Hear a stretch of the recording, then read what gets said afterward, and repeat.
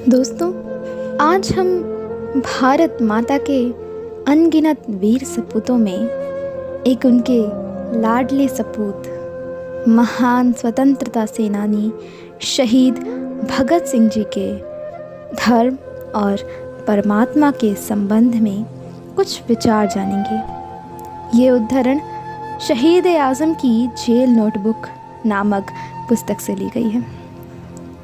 हमारा मकसद महान स्वतंत्रता सेनानी के विचारों में किसी भी प्रकार का मीन मेख निकालना कतई नहीं है, बल्कि एक इतिहास का विद्यार्थी होने के नाते आप सभी विद्वजनों के विचार जानना, तत्पश्चात अपनी सोच को एक दिशा देना ही एकमात्र मेरा उद्देश्य है।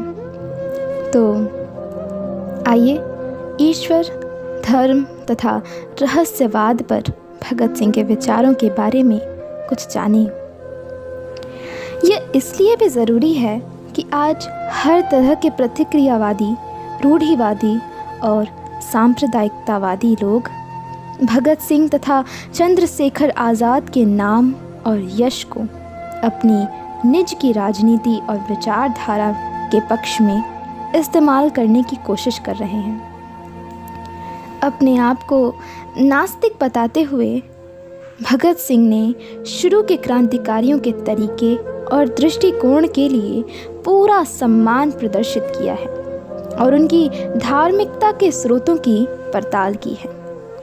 वे संकेत करते हैं कि अपने स्वयं के राजनीतिक कार्यों की वैज्ञानिक समझ के अभाव में उन क्रांतिकारियों को अपनी आध्यात्मिकता की रक्षा करने, वैयक्तिक प्रलोभन के विरुद्ध संघर्ष करने, अवसाद से उबरने, भौतिक सुखों और अपने परिवारों तथा जीवन तक को त्यागने की सामर्थ्य जुटाने के लिए विवेकहीन विश्वासों एवं रहस्यवादिता की आवश्यकता थी।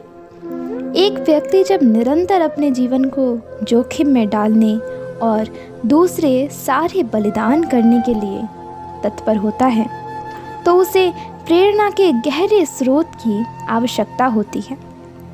शुरू के क्रांतिकारियों की यह अनिवार्य आवश्यकता रहस्यवाद और धर्म से पूरी होती थी, लेकिन उन लोगों को ऐसे स्रोतों से प्रेरणा लेने की ज़रूरत नहीं रह गई थी जो अपने कामों की प्रकृति को समझते थे, जो क्रांतिकारी विचारधारा की दिशा में आगे बढ़ चुके थे, जो कृत्रिम आध्यात्मिकता की बैसाखी लगाए बिना अन्याय के विरुद्ध संघर्ष कर सकते थे, जो स्वर्ग और मोक्ष के प्रलोभन और आश्वासन के बिना ही विश्वास के साथ और निर्भीक भाव से फांसी के तख्ते पर चढ़ सकते थे, जो दलितों की मुक्ति और स्वतंत्रता के पक्ष में इसलिए लड़े क्योंकि लड़ने के अलावा और कोई रास्ता ही न था। असेंबली बम कांड के केस की अपील के दौरान लाहौर हाई कोर्ट में बयान देते हुए भगत सिंह ने विचारों की महत्ता पर बल देते हुए कहा था, इनकलाब की तलवार विचारों की शान पर तेज की जाती है।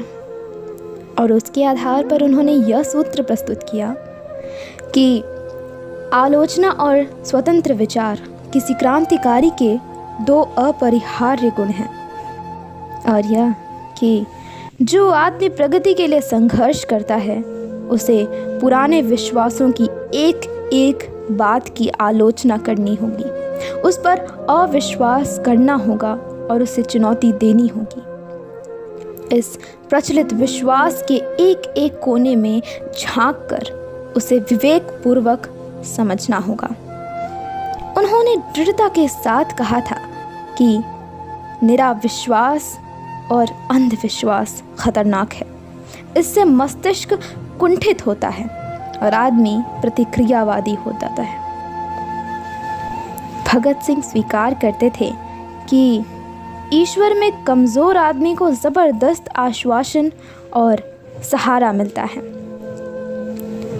और विश्वास उसकी कठिनाइयों को आसान ही नहीं बल्कि सुखकर भी बना देता है। वे यह भी जानते थे कि आंधी और तूफान में अपने पाँव पर खड़े रहना कोई बच्चे का खेल नहीं है, लेकिन वे सहारे के लिए किसी भी बनावटी अंग के विचार को दृढ़तापूर्वक अस्वीकार करते थे। वे कहते थे, अपनी नियति का सामना करने के लिए मुझे किसी नशे की ज़रूरत नहीं है। उन्होंने ऐलान किया था कि जो आदमी अपने पाँव पर खड़े होने की कोशिश करता है और यथार्थवादी हो जाता है, उसे धार्मिक विश्वास को एक तरफ रखकर जिन जिन मुसीबतों और दुखों में परिस्थितियों ने उसे डाल दिया है, उनका एक मर्द की तरह बहादुरी के साथ सामना करना होगा। ईश्वर, धार्मिक विश्वास और धर्म को यह तिलांजलि भगत सिंह के लिए ना तो आकस्मिक थी और ना ही उनके अभिमान या अहम का परिणाम थी। उन्होंने बहुत पहले 1926 में ईश्वर की सत्ता को अस्वीकार कर दिया था। उन्हीं के शब्दों में, 1926 के अंत तक मुझे इस बात पर यकीन हो गया था कि सृष्टि का निर्माण, व्यवस्थापन और नियंत्रण करने वाली किसी सर्वशक्तिमान परम सत्ता के अस्तित्व का सिद्धांत एकदम निराधार है। साथियों, मेरा अपना मत है कि ऐसी अद्भुत सोच एक विराट मस्तिष्क व महानतम शक्ति संपन्न व्यक्तित्व की ही हो सकती है। पर क्या हम सब इतने शक्तिशाली हैं?